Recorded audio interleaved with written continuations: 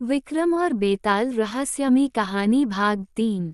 तृतीय बेताल। शुक सारिका की कथा। शिंशपा वृक्ष पर चढ़कर विक्रमादित्य ने फिर बेताल को उतारा और उसे कंधे पर डालकर चुपचाप भिक्षु की ओर चल पड़ा। कुछ आगे चलने पर शव में बैठा बेताल फिर से बोला, राजन, रात के समय इस भयानक शमशान में आते जाते तुम घबरा नहीं रहे हो, यह आश्चर्य की बात है। लो, तुम्हारे जी बहलाने के लिए मैं तुम्हें फिर एक कथा सुनाता हूँ। पाटलिपुत्र नाम का एक जगत विख्यात नगर है। प्राचीन काल में वहाँ विक्रम केसरी नाम का एक राजा था, जिसके पास ऐश्वर्य के सारे सामान मौजूद थे। उसका खजाना बहुमूल्य रत्नों से सदैव ही भरा रहता था। उसके पास एक शुक तोता था जिसने श्राप के कारण ये जन्म पाया था। वह तोता समस्त शास्त्रों का ज्ञाता और दिव्य ज्ञान से युक्त था। उस तोते का नाम था विदग्ध चूड़ामृन। उस तोते के परामर्श से राजा ने अपने समान कुल वाली मगध की राजकुमारी चंद्रप्रभा से विवाह किया। उस राजकुमारी के पास भी सोमिका नाम की एक वैसी ही सारिका मैना थी जो समस्त विज्ञानों को जानने वाली थी। वे दोनों तोता मैना अपने बुद्धिबल से अपने स्वामियों पति पत्नी की सेवा करते हुए वहां एक ही पिंजरे में रहते थे।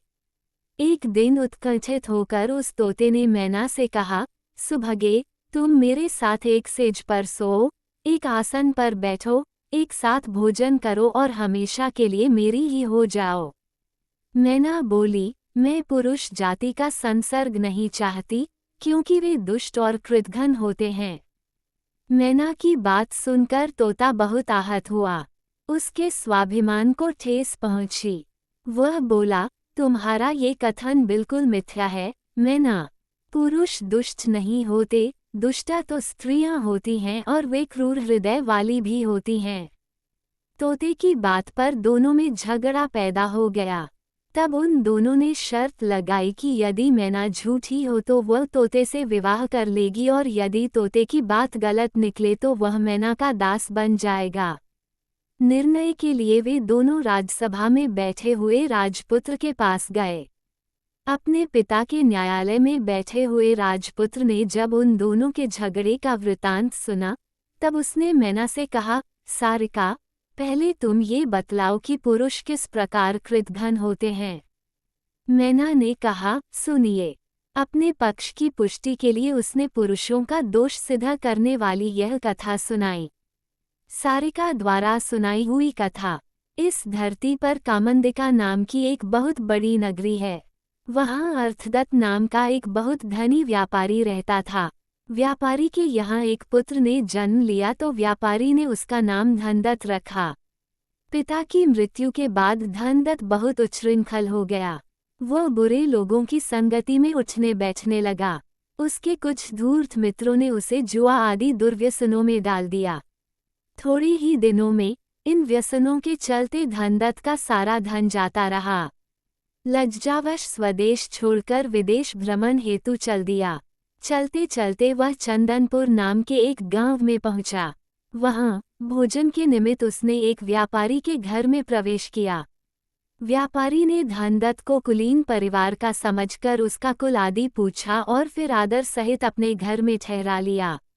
व्यापारी धनदत्त के व्यवहार से इतना खुश हुआ कि उसने रत्नावती नाम की अपनी कन्या भी उसे ब्याह दी और दहेज में ढेर सारा धन भी दे दिया। तब वह धनदत्त वहीं अपने श्वशुर के घर में रहने लगा। कुछ समय बीतने पर सुख के कारण वह अपनी पिछली दुर्गति भूल गया। धन मिल जाने से वह फिर व्यसनों में फंस गया और स्वदेश जाने के लिए उद्यत हो गया। रत्नावली अपने माता पिता की इकलौती संतान थी, अतः वह व्यापारी उसे अपने पास से दूर नहीं जाने देना चाहता था। लेकिन उस दुष्ट ने बड़ी कठिनाई से किसी तरह उसे अनुमति देने के लिए विवश कर दिया। अनंतर एक वृद्धा के साथ गहनों से अलंकृत अपनी स्त्री को लेकर वह उस देश से चल पड़ा। चलते चलते वे बहुत दूर तक जंगल में जा पहुँचे। वहाँ चोरों का भय बतलाकर उसने अपनी स्त्री के गहने लेकर अपने पास रख लिए। धन के लोभ से उस पापी ने अपनी गुणवती स्त्री और उस वृद्धा को एक खंडक में धकेल दिया। खंदक में गिरते ही वृद्धा तो मर गई, लेकिन झाड़ियों में उलझ जाने के कारण उसकी पत्नी नहीं मरी। किसी तरह वह रोती बिखरती उस खंदक से बाहर निकल आई। उसका शरीर क्षत विक्षत हो गया था। जगह जगह राह पूछती वह बड़ी कठिनाई से अपने पिता के घर पहुंच पाई। अचानक इस रूप में उसके लौट आने पर उसके माता पिता सकते में आ गए। उन्होंने कारण पूछा तो रोते रोते उसने कहा, पिताजी, डाकुओं ने हमें मार्ग में लूट लिया। वे मेरे पति को बांध कर ले गए। उन्होंने मुझे और वृद्धा को खंदक में फेंक दिया। वृद्धा तो मर गई, किंतु ईश्वर की कृपा से मेरे प्राण बच गए। मैं खंदक में चीखती चिल्लाती रही। देवयोग से एक पथिक ने मेरी आवाज़ सुन ली और मुझ पर कृपा करके मुझे खंदक से बाहर निकाला। मैं किसी प्रकार मार्ग में राहगीरों से रास्ता पूछती हुई यहाँ तक पहुँची हूँ। बेटी के मुख से उसकी विपदा का हाल सुनकर उसके माता पिता ने उसे धीरज बंधाया। तब वह सती अपने पति का ध्यान करती हुई माता पिता के पास ही रहने लगी। उधर उसके पति ने स्वदेश पहुंचकर थोड़े ही दिनों में अपने साथ लाया हुआ धन जुए आदि में गंवा दिया। जब वह बिल्कुल कंगाल हो गया तो उसने सोचा, क्यों न अपने श्वसुर के पास जाकर फिर धन मांग लाऊं। मैं उनसे कहूंगा कि उनकी पुत्री उसके घर भली प्रकार रह रही है। ऐसा विचार कर वह ससुराल की ओर चल पड़ा।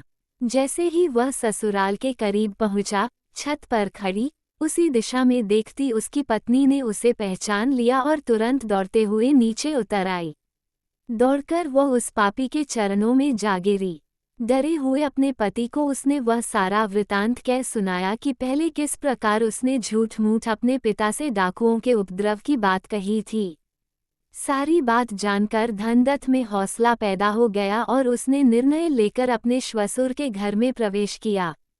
उसके श्वसुर ने प्रसन्नतापूर्वक अपने दामाद का स्वागत सत्कार किया। इस प्रसन्नता में कि उसका दामाद डाकुओं की गिरफ्त से जीवित बचाया है, उसने अपने मित्रों और संबंधियों को बुलाकर महोत्सव मनाया। तत्पश्चात धनदत्त वहां अपनी पत्नी सहित अपने श्वसुर के धन पर फिर से मौज करने लगा। इतनी कथा सुनाकर मैना ने आगे का वृतांत कहा। हे राजन, एक बार रात के समय उस नरशंस ने जो कुछ किया वो यद्यपि कहने के योग्य नहीं है, किंतु फिर भी कथा के प्रसंग में कहना पड़ रहा है। उस दुष्ट ने अपनी गोद में सोई हुई पत्नी की हत्या कर दी और उसके सारे गहने लेकर चुपचाप अपने देश की ओर चला गया। जब मैना ने आक्षेप लगाया कि पुरुष ऐसे पापी होते हैं, तो राजपुत्र ने तोते से कहा, हे शुक, सारिका अपनी बात कह चुकी है। प्रत्युत्तर में तुम्हें जो भी कहना है कहो। तब तोते ने उन्हें ये कथा सुनाई। शुक द्वारा कही हुई कथा। तोता बोला, हे देव, स्त्रियां भयानक साहस वाली, दुष्चरित्रा और पापिनी होती हैं। इस संदर्भ में आप ये कथा सुनिए। हर्षुति नाम की एक नगरी में एक धनवान बनिया रहता था। वासुदता नाम की उसकी एक कन्या थी, जो अत्यंत सुंदर थी। बनिया उसे अपने प्राणों से भी अधिक प्यार करता था। उसने अपनी उस कन्या का विवाह समुद्रदत्त नाम के एक सजातीय युवक के साथ कर दिया, जो सज्जनों के निवास स्थान ताम्रलिपि में रहता था। समुद्रदत्त सज्जन था। वह वासुदत्ता के समान ही रूप यौवन वाला था। सुंदर स्त्रियां उसकी ओर इस तरह टकटकी लगाए देखती थीं जैसे चंद्रमा को चकोर देखता है। एक बार जब वासुदत्ता का पति अपने देश में था और वह अपने पिता के घर थी, तो उसने दूर से एक पुरुष को देखा। उस सुंदर युवक को देखकर वह चंचल स्त्री कामातुर हो गई और अपनी सखी द्वारा उसे गुप्त रूप से बुलवाकर उसके साथ काम क्रियाएं की। उसके बाद भी वह उससे गुप्त रूप से अनेकों बार मिली। उसकी उस सखी के अलावा किसी और को उसकी करतूतों का पता न चला। एक दिन उसका पति अपने देश से वापस लौटा तो उसके सास श्वसुर ने उसका बहुत आदर सत्कार किया और उसे उचित मान सम्मान दिया। अपनी इकलौती संतान वासुदत्ता का पति होने के कारण उनके लिए वह सबसे प्रिय व्यक्ति था। वह सारा दिन उत्सव उल्लास में बीता। रात में वासुदत्ता की माता ने अपनी बेटी को सजा संवार कर उसके पति के शयन कक्ष में भेजा, किंतु एक ही सेज पर सोकर भी वह अपने पति के प्रति अनुरक्त न हुई। दूसरे पुरुष में मन लगा रहने के कारण पति के आग्रह करने पर भी वह नींद आने का बहाना किए पड़ी रही। तब राह की थकावट और मदिरा के नशे से चूर उसके पति को जल्द ही नींद आ गई। धीरे धीरे घर के सब लोग सो गए, किंतु करवट लिए वासुदत्ता जागती हुई अपने प्रेमी के विचारों में खोई रही। तभी एक चोर उसके महल में दाखिल हुआ और वासुदत्ता को जागता हुआ महसूस कर एक अंधेरे कोने में सिमटकर खड़ा हो गया। वासुदत्ता अपने प्रेमी से मिलने को बेचैन हो रही थी। उसने अपने प्रेमी से दिन में ही यह मालूम कर लिया था कि रात के समय उन्हें कहाँ मिलना है। अतः वह चुपचाप उठी और खूब गहने पहनकर, सज संवर कर, अपने प्रेमी से मिलने महल से निकल पड़ी। ये देखकर उस चोर को बहुत आश्चर्य हुआ। उसने सोचा कि जिन गहनों की चोरी करने मैं यहाँ आया हूँ, वो गहने तो ये स्त्री पहनकर बाहर जा रही है। अतः इसका पीछा करके ये तो देखूं कि यह कहाँ जा रही है। रास्ते में ही इसके गहने भी लूट लूंगा। यही सोचकर वह चोर भी चुपचाप उस वनिकपुत्री पर नजर रखता हुआ छिपकर उसके पीछे पीछे चलने लगा। कुछ दूर जाने पर चोर ने देखा कि वनिकपुत्री की एक सधी उसके लिए कुछ फूल और मालाएं लिए एक उद्यान में घुस गई, जहां उसके प्रेमी ने उससे मिलने का वचन दे रखा था। वासुदत्ता जब प्रेमी द्वारा बताए मिलन स्थल पर पहुंची तो उसने अपने प्रेमी को एक वृक्ष पर मृत अवस्था में लटकता हुआ देखा। हुआ यूं था कि जब वो युवक चोरी छिपे उद्यान में प्रवेश कर रहा था तो नगर रक्षकों ने उसे कोई चोर समझा और उसे पीट पीट कर मार डाला। फिर उसी उद्यान में उसके गले में फांसी का फंदा डालकर उसे वृक्ष से लटका दिया। अपने प्रेमी को इस अवस्था में देखकर वासुदत्ता स्तब्ध रह गई। वह विह्वल और उद्भ्रांत होकर चीख पड़ी, हाय मैं मारी गई। तदोपरांत वह भूमि पर गिरकर करुण स्वर में विलाप करने लगी।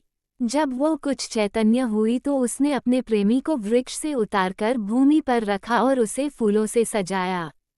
प्रीति और शोक से उसका हृदय विवेक शून्य हो गया था। उसने उस निष्प्राण शरीर का आलिंगन किया और उसका मुख ऊपर उठाकर वह ज्यों ही उसका चुंबन करने चली, त्यों ही उसके प्रेमी ने, जिसके शरीर में बेताल प्रविष्ट हो गया था, अचानक अपने दांतों से उसकी नाक काट ली। पीड़ा से तिलमिलाकर वासुदत्ता तुरंत उससे दूर हट गई, लेकिन इस विचार से कि कहीं वह जीवित तो नहीं है। वह अभागिनी फिर से आकर उसे देखने लगी। जब उसने देखा कि उसके शरीर से बेताल चला गया है और वह निश्चेष्ट तथा मृत है, तब वह डर गई और हारी सी रोती हुई धीरे धीरे महल की ओर लौट पड़ी। उस चोर ने छिपकर यह सारी बातें देखीं। उसने सोचा, इस पापिनी ने ये क्या किया। अरे, स्त्रियों का हृदय तो बहुत भयानक, घने अंधेरे से भरा, अंधे कुएं के समान और बड़ा गहरा होता है।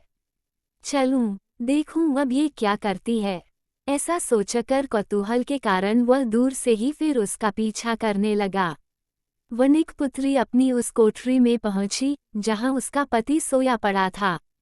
तब वह जोर जोर से रोती हुई चिल्लाने लगी, बचाओ, बचाओ, पति के रूप में इस दुष्ट ने मेरी नाक काट ली है।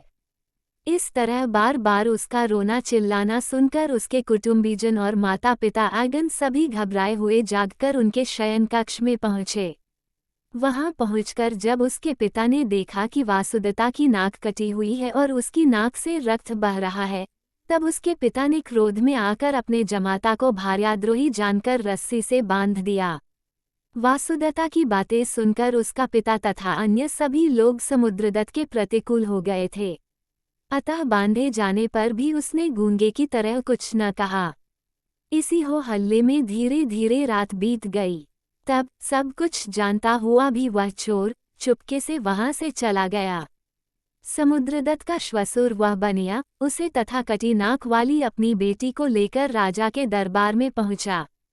सारा वृतांत सुनने के बाद राजा ने समुद्रदत्त को दोषी मानते हुए उसे प्राणदंड की आज्ञा दे दी।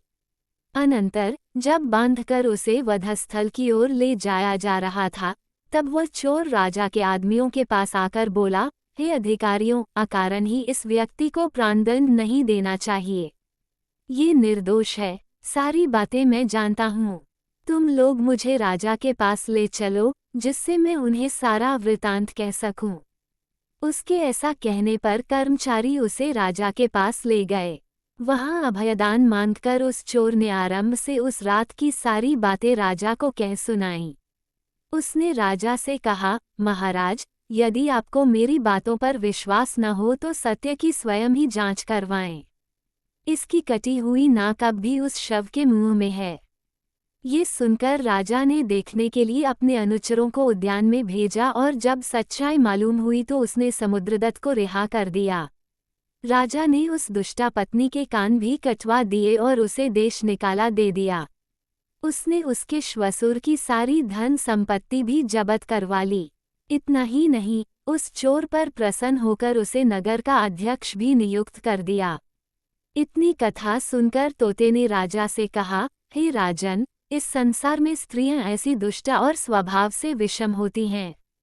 इतना कहते ही उस तोते पर से इंद्र का श्राप जाता रहा और वह चित्ररथ नाम का गंधर्व बनकर दिव्य शरीर धारण कर स्वर्ग को चला गया। उसी तरह तत्काल ही मैना का भी श्राप दूर हो गया और वह भी तिलोत्तमा नाम की अप्सरा बनकर सहसा ही स्वर्ग चली गई। ये कथा सुनाकर बेताल ने राजा विक्रमादित्य से पूछा, राजन, तोता मैना के अपने अपने आक्षेपों का निराकरण हो गया था। अब तुम बताओ कि स्त्रियां निंदित होती हैं अथवा पुरुष। जानते हुए भी यदि तुम कुछ नहीं बताओगे तो तुम्हारा मस्तक टुकड़े टुकड़े हो जाएगा। कंधे पर बैठे हुए बेताल की बातें सुनकर राजा ने कहा, हे बेताल, निंदित तो स्त्रियां ही होती हैं। पुरुष शायद ही कोई, कभी और कहीं, वैसा दुराचारी होता है, लेकिन ज्यादातर स्त्रियां प्रायः सभी जगह और सदा ही वैसी होती हैं। राजा के ऐसा कहते ही बेताल पहले की तरह फिर उसके कंधे से गायब हो गया। राजा भी उसे वापस लेने के लिए फिर से उसी वृक्ष की ओर चल पड़ा। दोस्तों, आपको ये कहानी कैसी लगी, कमेंट करके जरूर बताएं। ऐसी और कहानी सुनने के लिए इसे लाइक, शेयर और सब्सक्राइब जरूर करिए। धन्यवाद।